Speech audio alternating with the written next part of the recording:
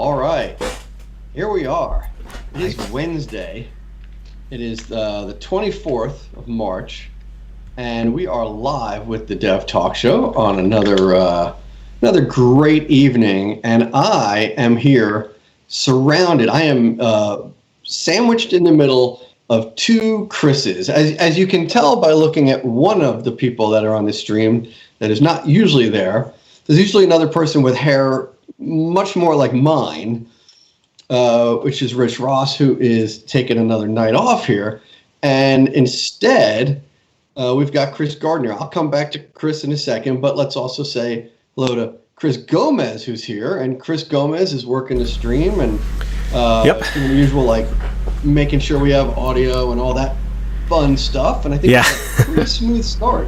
I feel like I shouldn't say that. Yeah, I know, right? You just ruined it all there. I might have. I've done that before.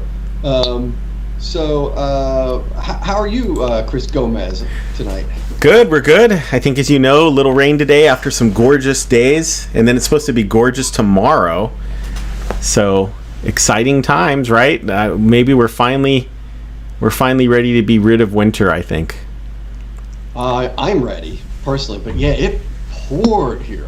So Chris and I are in the Philly area. We've got Chris Gardner joining us tonight from Huntsville, Alabama, live. Sweet, welcome. From Huntsville.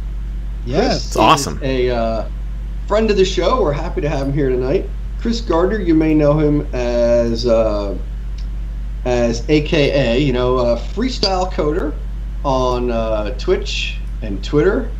And Chris is the chairman of the DevSpace Technical Conference.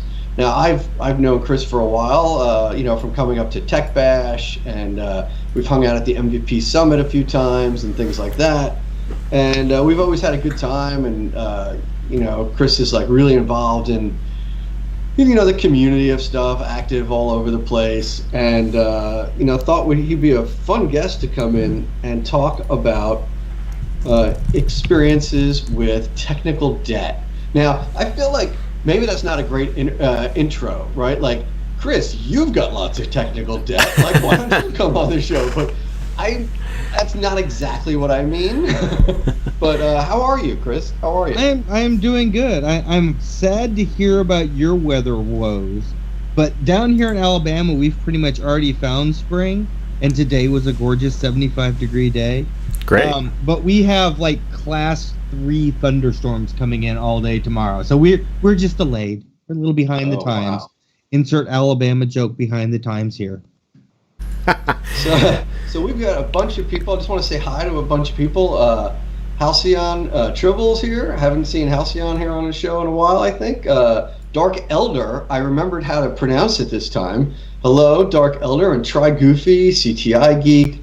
Now, there was a comment, I don't know if you saw it, Chris, about volume, that you were twice as loud as the rest of us. Yeah. I don't know if you got a chance to. I saw it. It's, levels are fun. Levels are fun, especially live. Yeah. But thank you. Appreciate that. Luck. I'm certainly watching them, but, it's just... ancient coders here. Yeah, awesome. It's a party. It's a party tonight. Very Hello, nice crew everybody. in the chat. Oh, thank you, CTI Geek. Appreciate it. Yeah. So So anyway, where are we? What do we do? What are we doing? Who am I? Is that what you're saying? So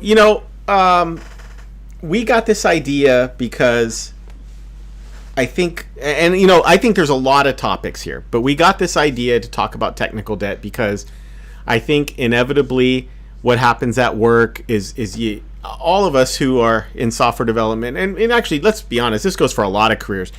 You feel sometimes like you have a lot on your plate, and it doesn't go down. It just keeps going. Like, why does it keep piling up? Why does it keep piling up? And at the same time, we have this phenomenon in our industry. For those of you who maybe are watching and are new to development, or just tuning in, saying, "What are these guys talking about?" Is that feeling when your project or what you work on, the product you work on, is just like it grinds to a halt. You work every day. Maybe you write code, maybe you work on the deployment or other problems, or maybe you're fixing bugs, and you just feel like we're not getting anywhere. And all of these things have been classified, many of these things have been classified as a result of a term coined technical debt. We throw it around a lot, but we wanted to talk about what do we mean by it. And maybe those of you in the chat, we would love to hear what you mean by it too. So throughout the night, we'll keep featuring some of the chat, and hopefully we talk about it, and maybe we get somewhere. Yeah, and for me personally, I think this is an interesting topic because I've heard this phrase technical debt, and I think I know what it means, but we have none of that where I work. Everything is really smooth. Right. And so I am. So Andy's really taking the curious night to know off. What is? Yeah. What's that? Andy's taking the night off because Well, there's nothing to what is contribute this here. thing that you talk about? No, obviously, I think this is one of those places where we have to all sort of admit, like, well, we've got technical debt. Now, I think you were getting into this right there with your question of, like, what does technical debt mean to you, right? We all might have slightly different definitions. Chris Gardner, what do you think when you think of technical debt? Do you categorize it or classify it anyways? I try not to categorize it. I mean, I know there are different types, and I can appreciate and see the different types. Having said that, I generally don't classify it. To me, technical debt is any time you write a check, you mean to pay off later, which of course becomes to do, temporary fix, will fix later, which is the most permanent line of code in permanent line in your code base. And it's when those things start to accumulate to the point where actively going into the code base becomes painful. Yeah, so you in your definition, and this is a definition, right? But what I'm hearing mostly from you is you're writing that phrase, right? You're writing a check that you're going to cash later, which sounds a little bit like that technical debt in that case is like a known, like on day one, you knew it was technical debt. Like you knew that I put it to do in here, this was not done yet for whatever reason, or not done to the way that you might want it to be done. And I want to come back in here and fix it later. Is that the way you're qualifying it? No, because I don't think you have to know what it is when you do it. And most of the time you don't know it when you do it. And sometimes it's just something beyond your control. So there are the times when this has to get out the door. So I'm going to get it out the door and we'll clean it up later. It never gets cleaned up. And I shouldn't say never. I've got a project at work, which is a success story, cleaning up technical debt. Anybody who's watched my Wednesday stream knows that the DevSpace website is nothing but technical debt, and I spend an hour crying on a webcam. But sometimes it's technologies change and evolve, and sometimes it's what was a good idea at the time and was 100% not technical debt. By the time the project's been around 3-4 years, those choices, which are now a horrible idea, make maintainability very difficult. And I think that's the more malicious type of technical debt. It's when you attempt to do the right thing and it comes back to bite you. Yeah, so I did a little bit of Definitely. research before the show here. Oh, did we lose? Are we still on the air? I wonder. I don't know. I'm having. Yeah, like everybody's the What's- Skype call maybe's What happened there? dying out. I seem to be okay. Skype is wigging out. Could be. Could be. What happened? Let me out. Hello. Yeah, look at that. How do I get out? Am I still here audio-wise at least? Yeah, I hear you both on I audio. think so. And But then your video's gone. the video feed just went away. Let me see if I can figure out what's happened there. I don't know. This is a weird one because we're all seeing. Well, maybe I'm coming back there. So let's keep talking while Chris is fixing that, right? So, Yep. And by the way, let's take a chance here. You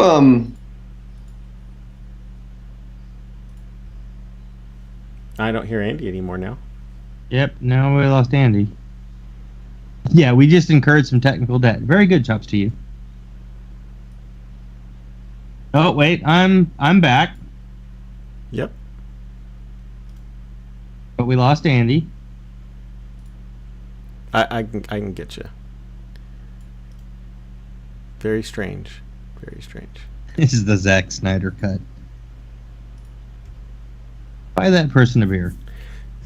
Well, originally what I was going to say was that, and if we can figure out where Andy has gone here, whether he's frozen on the Skype call, is that a lot of my research kept going back to the term being coined by Ward Cunningham, who, and then look at that. Now it seems like your resolution keeps changing, and I thought we had this stuff locked in pretty well. There's a setting that's supposed to keep you locked, and it worked last week pretty well, and now I'm wondering what has happened here. Let's see. It was the tech gremlins. Yeah. But apparently, like I said, I had read that it was apparently coined first by Ward Cunningham, who is also known as one of the authors of the Agile Manifesto, and he said that problems in your code are like financial debt. It's okay to borrow against the future as long as you pay it off. And I can't say. He says that he used this metaphor to justify to his boss why the refactoring they were doing, which is a term that usually means like we're not changing any.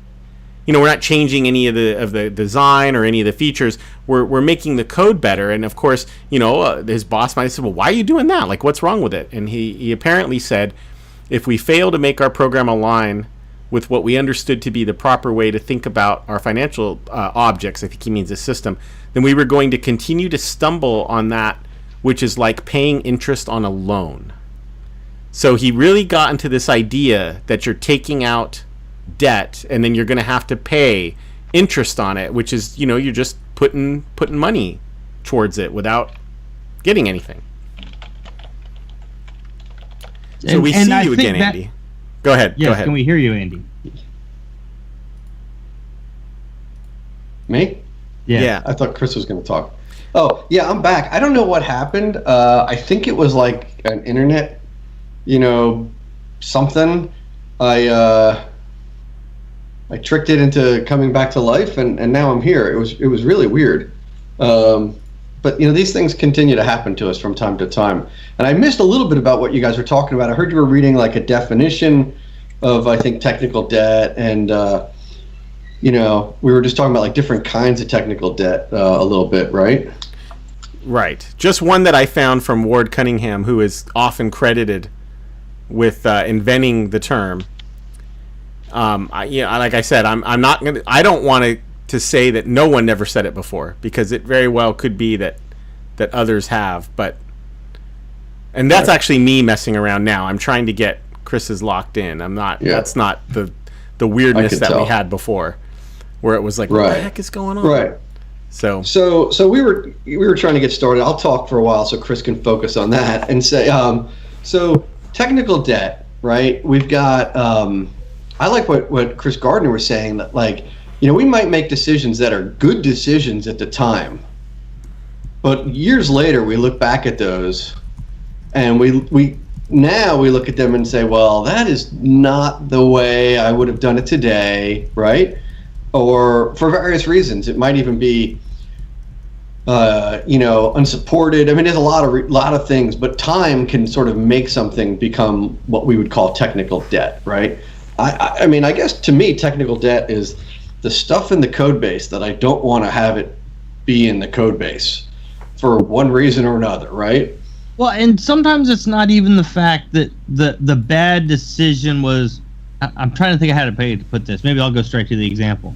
So we have a couple projects at work that are holding our entire department from moving forward to .NET Core, because we have the set of projects that you're using a set of common libraries and whatnot that we wrote that are run on Umbraco websites. And Umbraco has not updated to Core yet. To give them credit, they have a time frame laid out. They have a beta out. It's a very large-scale project. I'm not hating on them for it. But that's held up some of our other migrations because, well, what can we do when our tooling can't be upgraded anymore? Which is, great decision to use this technology 5 years ago when we recently developed the site. Today, well, now we need to migrate to move forward because framework isn't going to be supported forever, but we can't because this tool that's running everything isn't. We have used that opportunity to go and start moving common libraries to .NET Standard. That way we can move sites that aren't stuck that way forward and still have common compatibility. But there's another idea of technical debt where we're in debt to this thing that's running everything, and there's nothing we can do about it. So how do we mitigate that? Well, in our case, we're migrating to .NET Standard, so things will be able to move forward, et cetera, et cetera. But again, it was a great idea at the time. Now we're behind because of it. To your point, you might have made the choice of using Umbraco before anyone ever imagined there would be a new .NET platform. It might not have even been a thought in anyone's mind, even in Redmond. And so, what other choice could you have made? And yet, here you are. You're saddled with something now you've got to pay forward or move off of. And so, certainly, I think that's a different angle from what Ward was saying. I think Ward was thinking it more of like, and I actually think that all of these are good parallel ideas of what we have trouble with at work that slows us down, that slows our project down, keeps it from moving forward. As I think he was trying to use the metaphor of, to get something done, you took out the credit card. You couldn't actually pay for it in cash.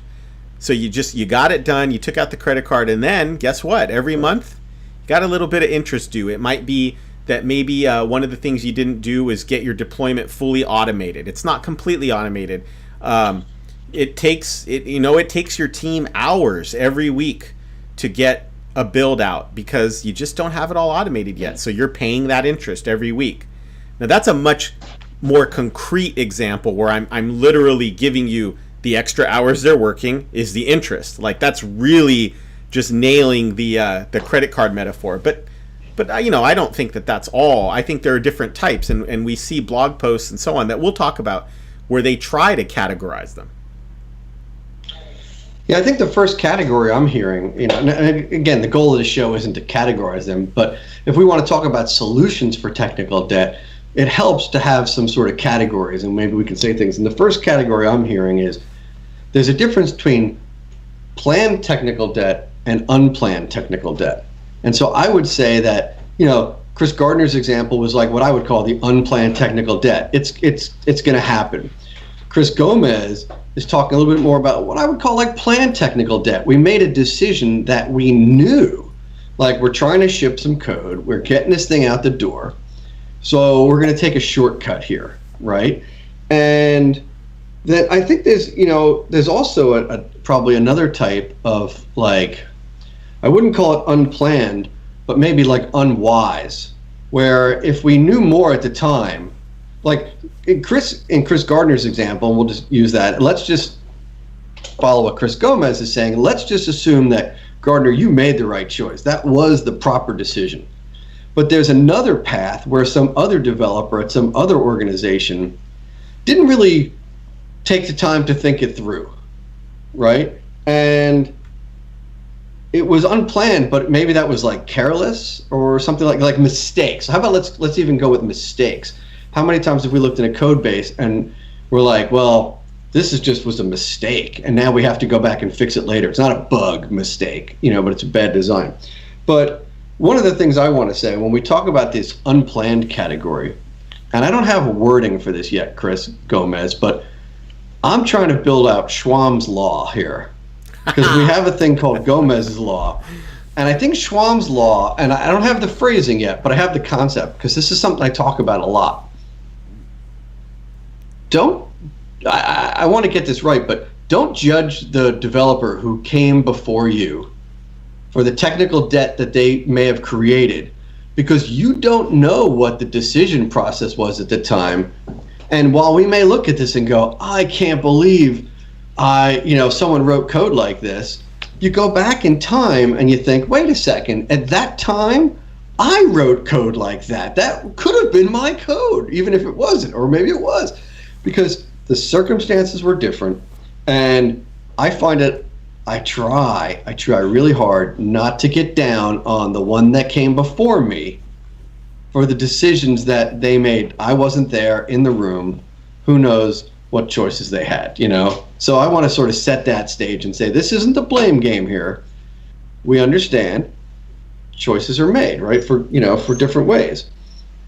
But I think there's different ways of tackling those two kinds of technical debt, right? If we're going to just stick with that planned and unplanned. And the best thing is, like, so for Chris, I have some ideas, but Chris Gardner, do you have any ideas on how to tame or how to reduce that technical debt that you sort of know about, you built into the app because for one reason or another? In my experience, generally when you're doing that planned kind of technical debt, it's because you're heading up against a deadline or it's for a greater good. I need this fixed now because it's a major security flaw, so I know it's going to break this later type of thing. When I'm dealing with any kind of that, I get it out the door and I immediately try to fix it if I can. That's my best way of handling that. Because those types of technical debt are generally so malicious, the longer you let them sit, the harder they are to reverse out. Because it generally did something that you're going to forget about that has catastrophic cascading effects. So like if there's a security fix, or if we're up against a tight deadline, I work in advertising, sometimes that campaign has to go out at this time. The instant you get it out and shipped on time where everything looks good, you start going behind the scenes and cleaning up that technical debt because it snowballs catastrophically. That's the only way I can deal with it, because otherwise you end up with where we have one project that was so riddled with technical debt, it took a pandemic for us to fix it. Wow. Chris Gomez, thoughts on ways to, deal with that planned technical debt? Well, if I really like that example of we have to do something because there's a vulnerability maybe in something we're working on or a dependency, and it just has to be dealt with, even if you don't like what you're doing. I like that example because that is deliberate but prudent, decisions. It's easy to talk about the reckless ones where you basically all, look around and you say, well, this probably isn't the right way to do it, but you know what, let's just get this done. And sometimes this comes when up, your commit message has YOLO in it, you did something wrong. Yeah, you're right. And why did those kinds of things happen? They can be, they're not, it's easy for us to come on here and blame the business, but it's not always the business's fault. It could be some poor communication. It could be that the developers maybe, it could be that the team just maybe doesn't have enough experience in the particular thing they're doing. They haven't done this kind of thing before. Maybe that's the very first. It's a team that has written I'll try to come up with a example that maybe it's a team that has like this whole legacy of building Windows Forms apps. They used to just build a ton of stuff for the desktop, and now they're being asked by the business to build their first web application, and they've tried so hard to get across to the business how, look, we're new at this. But you're developers, right? Like, just go do it. And of course that team is going to create a lot of technical debt, and hopefully they understand it, that you're going to do it. It's the first time you've done it. So I had this idea to just take a quick peek at two, and maybe we'll find some more. But I'm gonna share my screen real quick, and hopefully you can both see this as well. I want to credit these two blog posts, and I don't want to say here that we're adopting these answers. There just might be ideas to think about. On Hacker Noon, we have 3 main types of technical debt and how to manage them. I want to try to find the author's name here. It just says, First Mark, which maybe we can look up on Hacker Noon and see who it is. And I think it's just like what we're talking about, deliberate. Right. So they categorize deliberate. You might want to zoom that in a little bit too. Oh gosh, if you could zoom that in. Yeah, I've actually already zoomed it a little bit, but let's do that, right? Because we're on that's okay. It's okay. That makes sense. It needs to be 640 by 480 is great on a stream, right?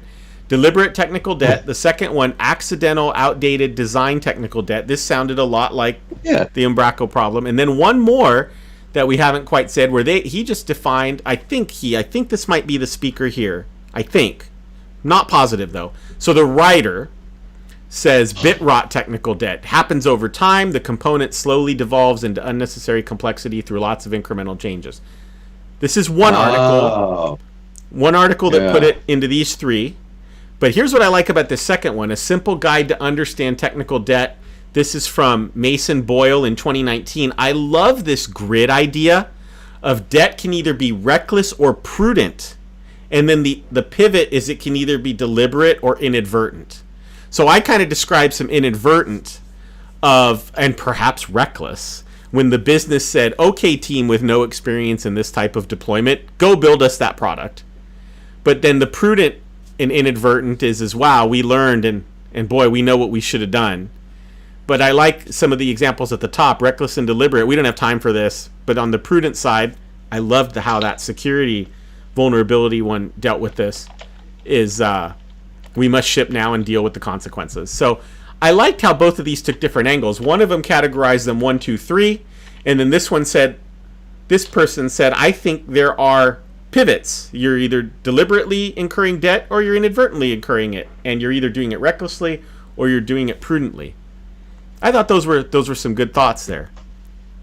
Yeah, and I really liked for that one because it expresses how there could be a spectrum, kind of like the Gartner Magic Quadrant stuff, right? Where you could only be a little bit into one, or you could have gone full overboard, or it really shows how there could have been a range in there, a little better. And I even like this sentence here because I keep going back to this. We always consider it a bad thing. But we know that smart financial debt can help achieve important goals in life much faster. And so we spend a lot of time, because it's easy for us to talk about how to avoid it. But then again, there are some things in our industry that maybe we don't get it done unless we take out a little debt prudently. Those might be the harder things to define here. Well, that's an interesting point. I think we can classify these things all we want, and I think there's some value in classifying them. I think, but that only if it helps us solve the problem, right? But great. So we named different types of technical debt. How does that help the viewer? Sure. Now I can go and put my technical debt into buckets. But the thing I really also got from what you just said, what you were reading there, is that sometimes the technical debt, it's good to incur a little debt, right? It might help the project along in the short run. Now we're dealing with the long run, and how are we going to clear up the technical debt? And I think I would like to talk some about that, about the cleanup, because we all got the debt. It's kind of like Seinfeld. Remember Seinfeld said, you know how to take the reservation, you just can't keep the reservation, or something like that. I don't know. And I'm thinking, well, we already have the technical debt. We need to know how to clean the technical, or clear it, or pay it off, right? What I was thinking earlier about technical debt when it's planned, for whatever reason, good or bad or something, but we know we're putting this technical debt in here, is let's create a user story today, right? Okay. If we're adding something, and Chris had a good point too. He's like, fix it tomorrow. Don't wait.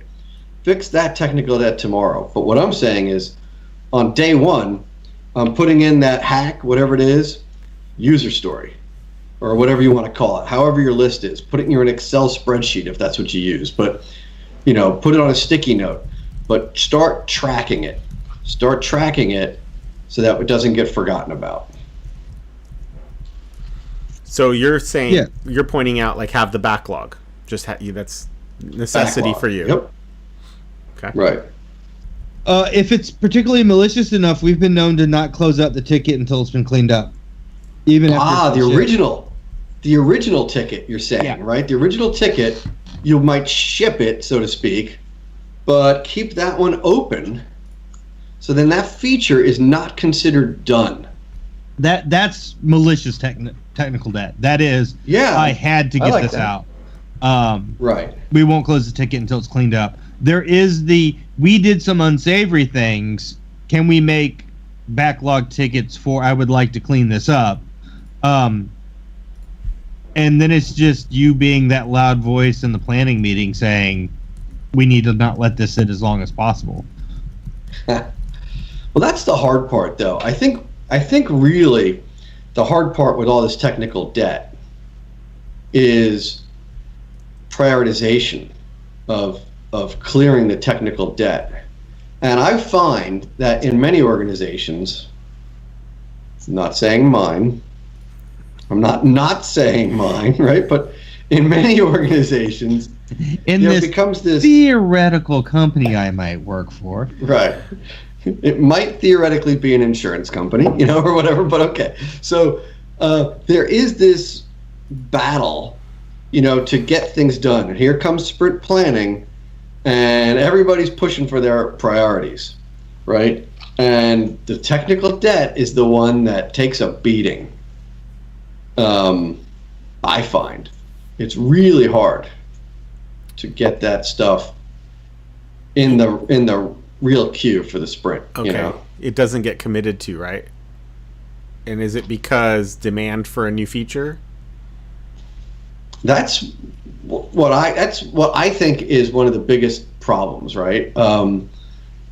It's like developers are bought into the debt, but maybe other stakeholders are not. They don't understand the debt. And it depends on the type of debt we're talking about, of course, right? They just don't get it, especially if you're talking about like code cleanup stuff. You got a security vulnerability. Business is usually kind of quicker to get on board and go, oh yeah, let's fix that. But you want to do your refactor, Chris Gardner, because your code was a little sloppy, but you knew it was all right and getting it done. That's a hard one to sell to people going back to fix that one. I have done this in the past. I'm proud of it. Don't tell my boss. I have taken the shiny new features and said they can't be implemented because they are being blocked by these technical debt things.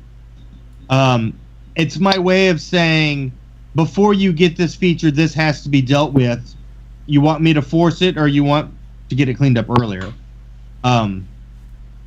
And I think that's a tactic too. If you've got a dev team, scrum manager, scrum master, blah, blah, when you're at that low level where you need to get it done, but stakeholders and project managers don't care, is you start using their own tools against them. So can we call that like the little white lie solution? Like, it's a little lie. I need to get this done in order to do the thing that you need me to do, right? Well, the other side to it is just that eventually they're going to say we have to have this feature, and they're like, how long is it going to take? And you're saying it's going to take a month. Why is that going to take a month? Because there's all this other cleanup. So do you want to hide it? Because they're just going to tell you to break down that story. Well, I'm just doing it preemptively. We got to clean this thing up, and that thing ain't happening until this gets cleaned up. And I'm letting you know about it now so that you can give me 5 hours on this sprint and 3 hours on that sprint until we get to that thing. Yeah, so you actually just touched upon something that that we like to do a lot. I think it's common with organizations, is that give me some time in the next few sprints. Like, we understand that there's business priorities. One of the things I always tell the business is, I like the features that you like. When you guys get the features you want, we make more money. That's good for all of us, right? So I'm on your team. I want your features implemented. But what I need you to do is give us a little time for the, what we call the technical debt, category of stuff that, let us fix some of these things. We barter a lot for that kind of stuff. Do you find that you're able to close some of those things out sprint by sprint, or if you don't use sprints, or a period, a time period at a time, or do you have to set some time aside? I've heard of the technical debt sprint, sometimes known as the regression sprint or the hardening sprint, like lots of different names for these things, where you literally you're saying, which kind of, I'll be honest, those kind of things sound a little like off. Right. But I guess every place is different too. Those could be at the top of your backlog, and then I guess that's fine. Is that what you feel find? like we all have? Yeah, I think we personally, at different places I've worked, I feel like this problem exists at every place I've worked, right? And I think we all have this, and we're all trying to figure this out. And so I think it's some combination of what you said, Chris. I think there's sometimes we have that one sprint that we're just going to focus on it, but I feel like the more we do that kind of stuff, the more we call it a regression sprint or whatever terminology you were using there, the more we do that, we're perpetuating a misconception. And that misconception is that some of this debt belongs to the developers, right? But it doesn't belong to the business unit or whoever you want to call it, the customer, right? The product owner. And I feel like the most important part of all this is for the product owner to realize that this is their debt, right? It's not the developer's debt, it's their debt. And because sooner or later, they're the ones that will be running up against the wall, because the application will fall down. Again, we're talking about how complicated is this, right? Or feature X is going to take 3 times as long because we never built this thing to do those, and we've wanted to refactor, whatever the circumstances are. But this technical debt really is the team's technical debt. And right, maybe, I want to take it back a little bit what I said. It's not the product's technical debt or the developer, it's the team, right? In the agile process that we follow, and I don't know about you guys, the product owner is on that team, right? We are in this together. But we are building software for the product owner or the business unit or whatever we want to call it. And we have to realize that we're all in this together from a technical debt perspective. Do you guys, do you think that's like a part of the problem, like where I'm going with this? Is that something you see? I mean, that little grimace is about all I can give you on that one. I think there's a two-way street. I think there's the times when the developer says, I know I did this, and I need to deal with it immediately. And then there's, like, with the example Chris showed with the, what was it, code rot? Bit rot, where this thing's just been creeping subtly, slow creeping death. And, much like with people, if every now and then you don't stop and take a vacation and recharge, then you're going to fall apart. Sometimes the app, if you don't just give it some TLC and go back to that honeymoon weekend, things are going to fall apart and bad things are going to happen. So I think there's a side of both ways. A way I like dealing with that is everybody overpads their estimates, right? Throw in an extra hour.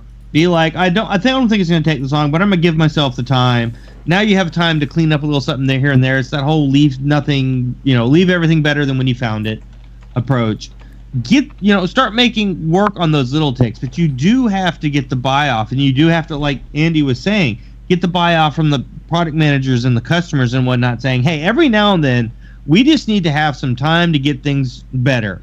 You'll get a couple of releases that just say bug fixes, where we're cleaning things up, and then the big features can come back out again. But those big features come farther and farther away the less time you give us to do the preventative maintenance and occasionally go to the gym and make sure we're not all getting sick.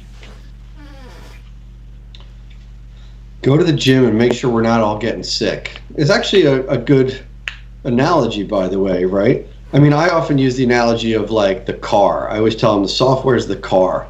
We're going to build it for your requirements, but hey, we got to change the oil in that car. It's not just about, giving it the, the new, upgrading the, whatever you want to do, put in the turbo thrusters in the car to make it faster all the time. It's like sometimes We have to do that basic maintenance. But going to the gym and staying healthy is a cool analogy, And Loca's there. Loca says paint job. Yeah, it's like that's like the nice. It's nice to have a paint job, but sometimes you have to change the oil, or the car's just going to stop working. Yeah. Is the paint job there to hide all the Bondo you put into place? Maybe it is, right? That's a whole other. Now you're really digging your hole, I think, right?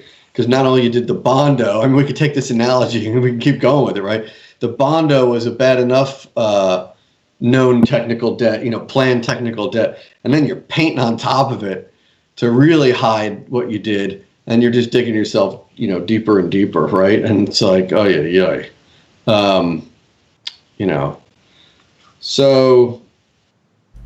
You talked a little bit about being in it together, right? And maybe even organizationally, there can be problems there if you don't have a strong product owner. And I mean by that, somebody who really is going to represent what's needed, what the customer needs. I know that we talk about in a lot of Agile that like the customer should be a stakeholder. For various reasons, sometimes that's not true. They don't actually have a seat at the table in the meetings that matter with the people that are making the decisions. There can be good reasons for that. I don't want to just throw that overboard like, oh, if you're not doing that. But sometimes I think, unfortunately, the person who takes that role is also a developer too. And I wonder what you think about like.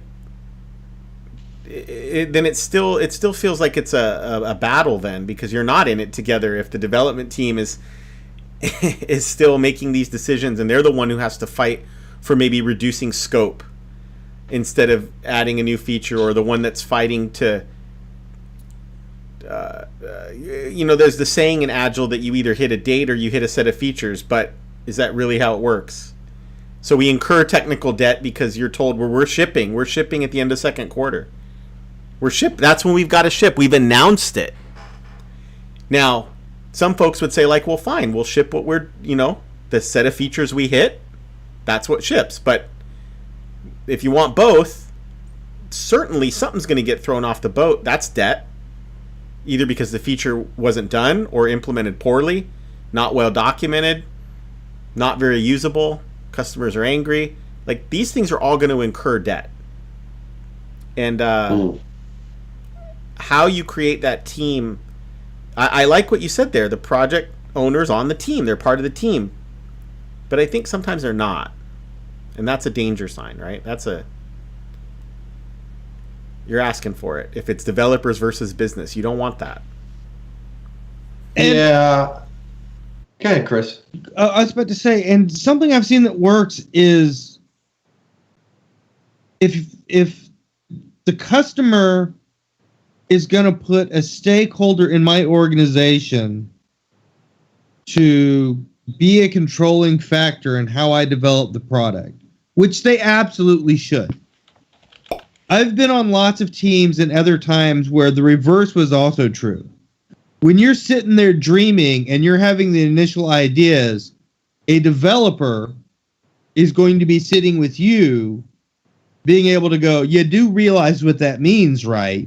And share the reality. And you have to have the right,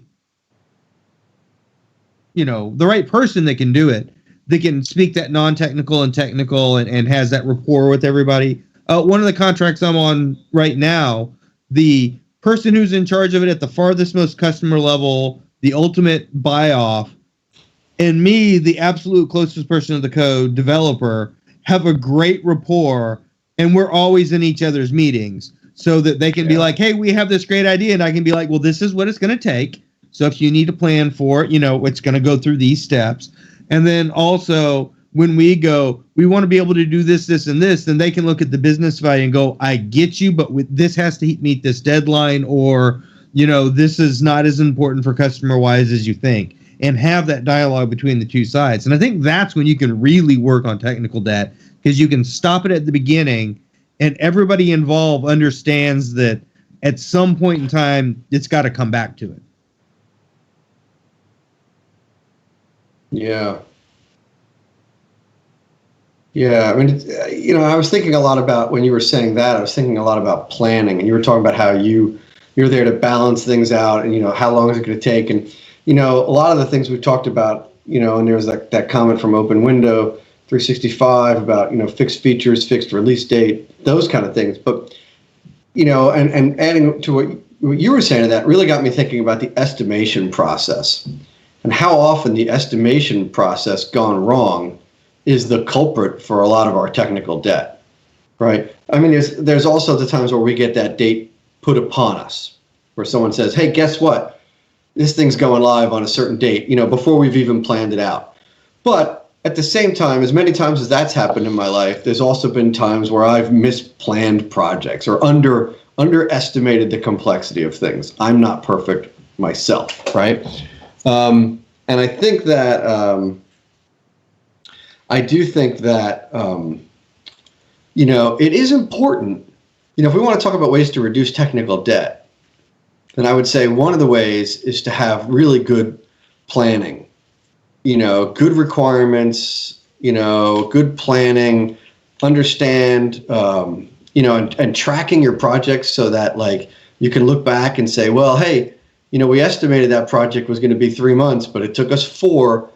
The next time we plan it, can we do it better, right? And and then this kind of leads into the retrospectives, I think, a little bit, where, we got to talk about these things, and we got to learn from our, mistakes or whatever, or maybe mistakes isn't the right word, because, learn from our accidents or just learn from our past, right? That's what it is. Because planning is so important, right? Yeah. Yeah. I mean, that's just, yes, full stop, Yeah, right. Exactly. Right. Full stop. So, you know what? At this point of the show, Chris, do we want to give a little shout out to the Dev Talk Show? Yeah, sure. Absolutely. So, the Dev Talk Show is on Wednesdays, 8:30 p.m. U.S. Eastern Time, which means, unfortunately, that a couple times a year that switches for some of you folks that aren't switching back and forth. We just had one of those recently. But if you go to youtube.com/The Dev Talk Show, you will see that you can watch replays of every show. It's our YouTube channel, youtube.com/The Dev Talk Show. And just last week, we talked about developer interviews and got some great tips from folks in chat, and we gave some of our own, and then we even had some fun with some of those funny interview riddles just for fun. I don't know that we endorse them, but talked about making games for Xbox, and we've talked about SignalR, and Kevin Griffin showed us that great app that he's got out in the field that's cataloging, I think it was emergency EMS calls, the screen flashes when one comes in. It was really cool stuff. So that was great. If you can't join us, or if you just want to catch up, make sure you check it out there. And there is a meetup site on meetup.com for the show that when we do manage to get a couple weeks scheduled out, then at least you'll see where we're heading. But if you like what you're watching, whether you're watching right now on Twitch and you hit the follow button so you know when we go live, or if you are watching in the future because you're checking out this recording on YouTube, then hit that like if you like this topic, and even unlike if you say, nah, I don't want to hear about this one anymore. That way we know what you want to hear. If you got your own comments about technical debt, put them in the comments down below, and hit that subscribe button. The notification bell will tell you when we got a new video, right? Yeah, easy way to find out, right? Follow us, subscribe, and here's some great news, though, Andy. Look at this. This is some great news. I didn't mean to interrupt you. I'm sorry, but I want to show that this. Tell me this is not why we do the show. Is Open Windows says the Bicep show was awesome when we talked about a domain-specific language that's kind of to make ARM what we use ARM templates for. Provisioning resources a little bit easier, and then even better, did a POC at work. And the reason we did the show is we would come out of user group meetings when we used to go to user group meetings live or conferences live, and there'd be the time in the hallway or the conference room, the hallway track, the parking lot track is our affectionate names for when we kind of go out and stand around some cars and talk. And we said, this is what we should be capturing and making sure people can just hear this conversation. So I am so glad that helped. Like, to me, that's worth it. That's it right there. So thank you, Open Window, for letting us know. I really appreciate that.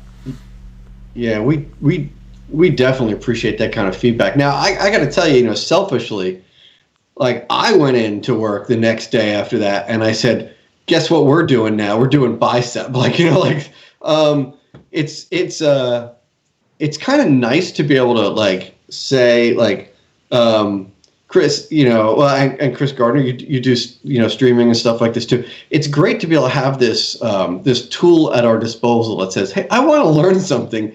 Let's have someone come on this show and teach it to us, right? Because we learn stuff. But we keep this conversational tone about the whole thing. And that's what, Chris, that's this whole parking lot conversation. I don't know, Chris Gardner, you've probably been involved with user groups and things like that too, right? Yeah, I've done 1 or 100 in my day. Yeah. Yeah. So, isn't it always the case where, you have this great session and everybody like follows each other out and we're still talking about it. And someone says, what do you think of what so-and-so just said? And they say, oh yeah, you know what? We do that too. Or someone else will say, well, I've never done it quite like that. How would we do it in this scenario? We just keep that conversation going. And, we started this just because we didn't want to lose that. Now it's even better because we lost that parking lot conversation for this whole year of COVID, right? Where sure the user groups continue, but there's no mechanism for that. The virtual user group sort of ends, and like how do we get to talk about this stuff, and like what are we doing in the real world scenarios and stuff like that. So we just keep on having fun with this. And so thank you to all the people that are watching, but don't leave. We're not done yet. We just hope to see you stick around and ask questions and join our conversation, right? So technical debt. Yeah. Technical debt is, I thought I saw something. I wanted to check the notes because I was looking at sometimes Chris and I throw some notes on beforehand, like some topics to talk about. And there was one thing I saw on here that I was like, oh, I want to go back. I don't think we talked about it. Now I'm trying to see where it is. Oh, yeah. So, and I think, Chris Gomez, I think you wrote this in here, can we and should we measure this technical debt? Is that something you ever try to do, Chris Gardner? Like sort of more than just user stories, I guess, or maybe that is measuring it, I think there's technical debt that is measurable and isn't measurable. The measurable kind is things like code coverage for tests. Yes, 100% code coverage doesn't mean you have actual good tests, but 50% means you're probably missing some. There's the measurable metric kind, and then there's the unmeasurable kind of, well, this thing works and we don't ever have to touch it, and then things get built around it, and then it becomes more and more siloed, and then all of a sudden it becomes this landmine that's not very measurable. So I think there's two parts of that. It's almost more important to find the parts that you don't realize are bad than it is to find the parts are bad, because at least the parts are bad, you have to deal with. They don't become, oh, well, I can have this to you in 2 days and a month later because you found a landmine. That's a great point. So first off, I'm grabbing things that you said, and the first thing you said earlier, you were mentioning unit tests, and I thought, like, wow, missing unit tests. That's a category of technical debt as well, right? Because tests are code and they're an important part of the thing, and so you kind of touched upon that. But I like this, the stuff that you don't know about. That's the dangerous stuff, right? So how do we find that? I mean, is that just being vigilant, all the time, and like keeping an eye out for things, and looking for code smells, like code reviews and things like that. I don't know. How do we find that stuff? If we're just talking code, like, is this where static analysis type tools help? They make a list of things, and I know a lot of times we like to frown at those tools. I mean, I'm not saying we. Maybe I shouldn't speak for all of us.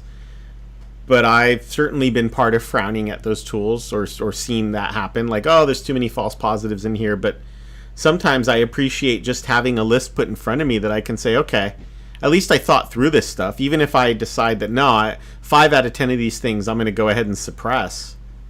At least we dealt with them. At least we thought about them. Is that one way? Code quality? And then how you define that, of course, is we could have a whole nother show or series. But is that prevent technical debt by, or at least if it doesn't prevent it, lists where you are? That's just one thing. I just picked one thing out there. Right. To me, the things to get the most malicious are stale code. So maybe go grab your repo, sort by last modified, see the things that haven't been touched in ages. Maybe go give a peek real quick. Maybe that'd be one way to do it. That's a good idea. To go through these things, to take ownership of them, right? To go spelunking, right? Go looking for this stuff from time to time and see, what could be changed. I think there's something there. Chris, I think the code analysis tools are good also. I mean, listen, this is not going to be a one-size-fits-all answer, right? So it's really like, well, let's build this toolkit of things that we can do. I think one of the biggest tools is like the code review, and maybe the biggest, I don't know, I hate to say the biggest thing that I can think of because I'm going to regret saying the biggest. Like now I've gone penultimate, now I can't go any higher, oh, what about the biggest plus one, but commitment is to me like commitment to quality, because if the team commits to having quality, you're going to stand a much better chance, right? Like we have to be strong. We have to say we are doing those code reviews and we're going to fix the problems or the suggestions or whatever. We're not going to go like, yeah, the code's good enough, right? Now, this is assuming again, time and money and all those factors, right? Because we talked about that. I get it.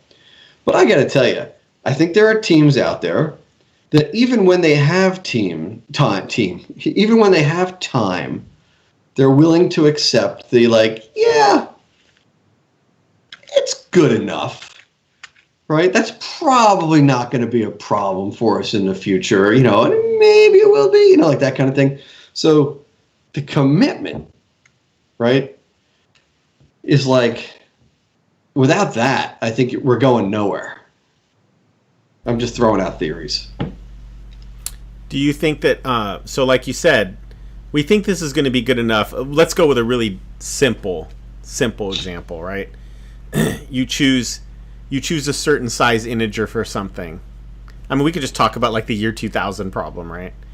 Just anything right. Like that, where you even probably know, well, I guess this could be a problem, but it probably won't. You might even, heck, I've been in the meeting where it's, boy, if we got up to that number, then it'd be a good problem to have. But then what if everybody in that meeting is no longer working on the product when you get to whatever that limitation is?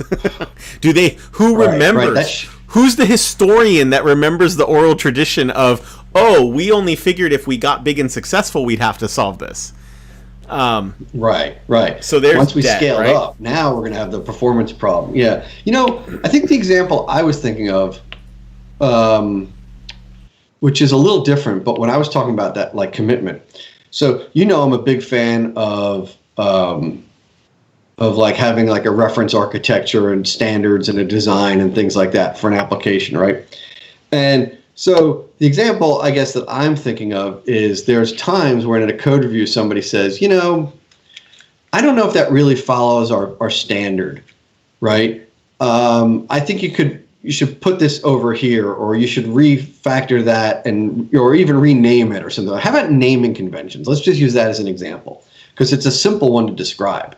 We could talk about, and someone says, well, I'm not really following the naming convention so well, but I think it's acceptable in this case. I don't really feel like go back and changing it. Well, what happens is the next developer comes along and they see that and they think, oh, I guess that's the way we're doing it now, because, Susie wrote the code, and that's the way she did it. And I guess it passed and it's in production. So that's probably the way we're doing things now, or that's an acceptable thing.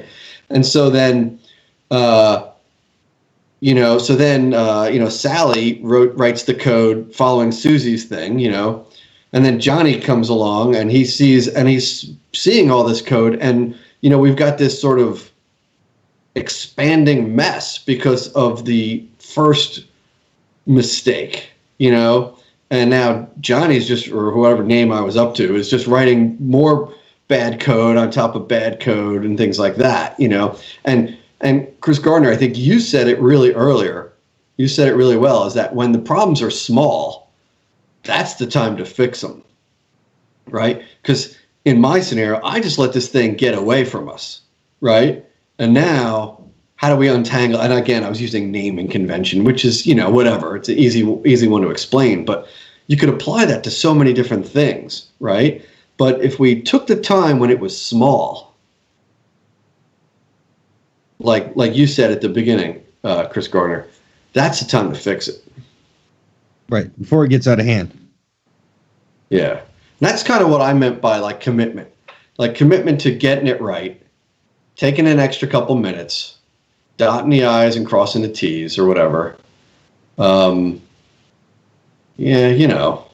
It's hard. It is hard, though. Listen, I'm in an interesting spot now, personally, I think, because I write less code than I used to. And, I'm I see different, I in my career, and you guys are probably like this too, I've seen different perspectives of this problem. I've been the cause of the technical debt, quite frankly. I've been the cause of it plenty of time. I've been the proponent of fixing it. I've been the proponent of the timeline, saying, no, let it go. We'll have to fix it later, because, I'm at a level where I own things more, and I'm like, oh my gosh, we have to do, I've been on all sides of this. And I don't know. I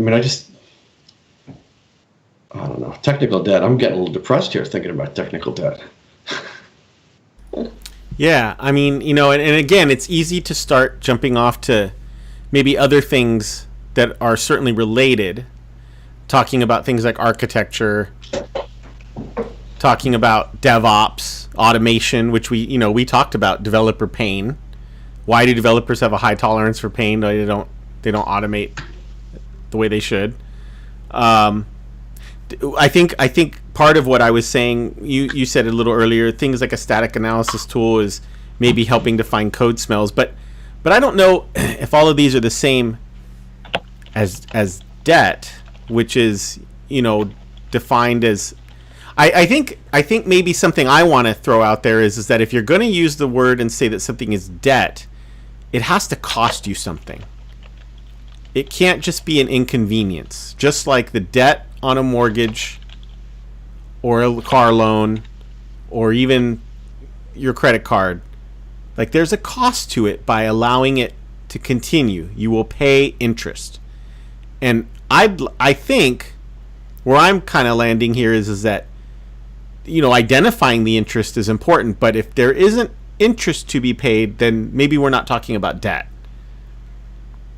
I don't know. I'm throwing that out there. It doesn't go on a T-shirt. It's not as great as Gomez's Law, which, as we all know, is that the longer a feature branch remains alive, the more afraid the team will be to delete it later. So is that branch? It sounds like that branch has become technical debt at this point. Yeah, it could be. Right? It depends. And I had a moment to think for a second there. You know, I said, I'm getting a little depressed thinking about technical debt. And I was thinking, like, you know, I'm not sure we're coming up with, like, mastermind solutions here, right? Like, we have some suggestions for things. We can't always solve all the problems, right? But I hope that when people are listening to this show, and I know a lot of our viewers, you know, like to sort of join in for the conversation part of this thing, right? And I hope what a lot of them are hearing is that this is somewhat of a universal problem. Like, you know, we all talk about, you know, imposter syndrome, and we think we're not good enough. Oh, God, I'll bet Hanselman doesn't have any technical debt in the stuff he writes. You know, this guy's great, right? And, you know, well, maybe. And I bet if you asked him, he would tell you otherwise, right? And so hopefully, you know, some people are hearing, well, we've got some experienced developers on this show, and we've got some experienced people in the chat as well who talked about some technical debt. And, you know, at the very least, we can commiserate on the fact that, you know, we're kind of all in this together, right? Like, this is a problem. And I think talking about it and throwing out, you know, little, you know, bits of nuggets, bits of ideas to reduce it. You know, this isn't going to go away, right? I think technical debt is just, it's not going to go away, but we want to reduce it. We want to try to keep it to a minimum. We want to try to understand what it's all about, right? But it's not one of those problems that you generally can just solve. You know, it's not like one of those bugs where someone goes, I wish I knew how to do that. And, you know, Chris Gardner comes on the show and goes, oh, yeah, you know what? You got your logic backwards there. Turn that into a, you know, that Boolean, make that a false. Like, problem solved. Chris solved our problem for us. He's awesome, right? We're not necessarily going to solve this problem. No, but sure would, man, I mean, we wouldn't have to do the show anymore if we did, right? No, I'm teasing. But Open Window. He's right. Open Window says Hanselman's blog's already on .NET 5. He's got no technical. You might be right. Yeah, Maybe right. He's got plenty of technical debt. This is coming from the man who created time-boxed freakouts. Yeah. Oh, okay. Right. Yep. That's true. Or Because we all have it. Thank you, Chris, for, yeah. Sorry, Gomez. I cut you off because I saw this great comment and I had to. It's funny, though. I mean, you know, you want to say he doesn't have debt. Well, I mean, he made a deliberate choice to take on 5, and when .NET 6 comes out, he'll have 90 days to move to .NET 6. So he's got technical debt coming in November, right? That's the plan. What's interesting is, as I found another post here, look, we could find these kinds of things all day, and this is by Emmy Deloach from 2017, How to Evaluate, Manage, and Avoid Technical Debt. And what I thought was interesting is, once again, we see, I know this might be a little small, so we see Ward Cunningham's name brought up as how to explain to non-technical product stakeholders the need for what we now call refactoring. But then a little bit further, so I don't know, I'm going to be fair to everyone involved. I'm not sure who maybe picked this up from who. Emmy could have written this, could be the original author, but we've seen this, the reckless, prudent, deliberate, and inadvertent, and it was even the same ideas here. So I don't know, but here it is, kind of brought out again, you know, what factors to the application, the health of the application is affected.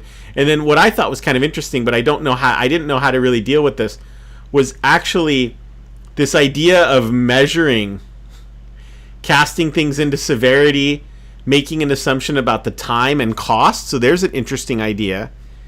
Actually kind of calculating your debt in cost. What's it going to cost you to fix if you come up with an hourly rate and then multiply that out, which doesn't take us too far away from a video that is premiered on the site. We had Patrick Smacchia, who's the founder of Endepend, and you know, he wanted to talk about Endepend, but he's not in the right time zone for this. He's in Europe. So I got up early one morning and he walked me through Endepend. And so this is sitting on the YouTube channel. It wasn't a show we did live. And part of what Endepend does is code quality analysis. And it does have charts and graphs, and it will give you an hourly it'll give you this hourly measurement of like, you got this many hundreds of thousands, worth of technical debt, which I think again, we all narrow our eyes a little bit and say, is it really that much? But I don't know that the purpose of such a metric is to be correct so that the finance department can rely on it. It's more so that you start having a number you can start bringing down. You have you have something, a number of some kind that you can start saying, well, let's see that number come down. That means we're making headway. So yeah, I think what you're talking about is like trending. Like the exact number is not important, but are we trending up? Are we trending down? Or are we moving in the right direction? And I think that is kind of an interesting way to look at it. And that's cool that you did that video, by the way. Chris got up one morning at like 7 a.m. or something like that and started did that interview. And I've watched some of it, but haven't had a chance. And that's an interesting product. Well,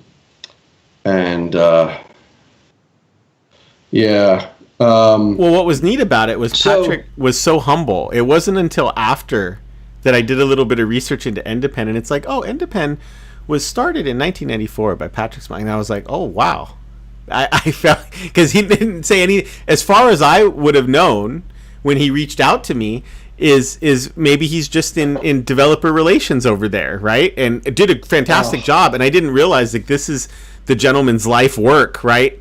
Is passion about code quality and the measurement of that within your IDE, using charts, graphs, metrics, but also static analysis. And I was like, wow, that was pretty cool. I maybe I should have dressed for the occasion a little more. Well, that's funny. So I'm thinking at the end here, we could recap a little bit, and let's just see if we can do like a speed round of like, let's sort of focus on some of the things we talked about today. And I didn't write them down, but I have some of them in my head of ways to reduce technical debt, right? Some of the things Chris Gardner said, sometimes fix it right away. Like you put it in there, don't wait to move on. Keep that user story or that ticket open, right? Don't even close the thing. You could ship it, but we're not calling it done yet because there's some debt there, right? We talked about using backlogs, user stories, tracking these things, right? We talked about sneaking them in sometimes with some other work and doing some of that stuff. We talked about having, what'd you call it, Chris Gomez, I think, for certain sprints that were... whether they're whether you have like, and different organizations call them different things, like whether it's a regression sprint, a hardening sprint, better definitions of done. You started heading that way, but really good definitions of done for what you're working on. Instead of like, okay, go fix this thing. Well, how do we know it's fixed? I don't know. Right. Do you know it when you see it? Well, that's, I don't know. Yeah, you'll know when you see it. That's always hard, right? We talked about like having a commitment, having standards. We talked about doing some, I use the term spelunking, but what Chris Gardner was saying, like, go in there and go looking for the stuff. You don't know what you don't know until you go in there, right? And we talked about a little bit, I think, about the relationship with, the customer / business unit / whatever, and getting buy-in. And we talked a little bit about that to try to see, like, that teamwork aspect of it, right? And some stuff like that. Did I miss any, like, as quick hits? Did I miss any? I probably did miss some stuff we talked about. Can't directly think of anything you missed. Right. I think the buy-in from the org is huge. The buy-in from the organization. If they don't understand that you as developers can't just, like, we can't just add features. There's got to be time to care for the home, care for whatever you want, whatever analogy we want to use. If they don't buy into that, we're in trouble. And I want to go back to something real quick that CTI Geek said, where he said we've had sprints. You actually did discuss this, Andy. We've had sprints where the dev could work on whatever they wanted to. What we left out of there, and I think you might have been pointing at, is he says most of the work was done addressing tech debt and bit rot. But what I think a subtle pivot that might have been left unsaid is, was that what you were hoping these sprints would be about, or were you hoping that they would be what you might call something like an innovation sprint? Here's our chance for our developers to really move us forward and innovate. And what happens instead is they go work on the quality of life, not an unimportant thing, but maybe the business thinks, well, we gave you all this time to innovate. What were you doing? So there's real harm here if you're not careful, and there isn't good communication, right? That's debt as well. So, So, hopefully we're, inspiring some people to go in and clean up some of that technical debt. Hopefully we're, maybe some people are just commiserating with us, and that's okay too. I had a good time on the show tonight. I really appreciate Chris Gardner coming on tonight and just hanging with us in the, I was about to say, like, remember the Hollywood Squares show? Maybe I'm old, but like, he's on the right. We don't have the center square. I guess I'm in the center square there or whatever. But joining us on the side panel there, joining our panel this evening. That's what we should really say. Panel. Chris, thanks for coming in. Check out Chris's stream. Chris, when do you stream? What day of the week, or is it random? I do live coding Monday, Wednesday, and Friday from 1 to 2 p.m. Central Time, so an hour earlier than Eastern right here. Mondays we work on game development. Wednesdays we work on web projects. Friday we use F# and work on functional projects. Oh, sweet. I also have a couple gaming streams that are scheduled over the weekend. So cool. And that's all Freestyle Coder on Twitch, right? Yep. Yeah. Yeah. And so I don't know what's going on for next week. I don't know if we have a schedule. I'm actually, my kids are on spring break, Chris. I don't know. We didn't really talk about an agenda for next week. I don't know.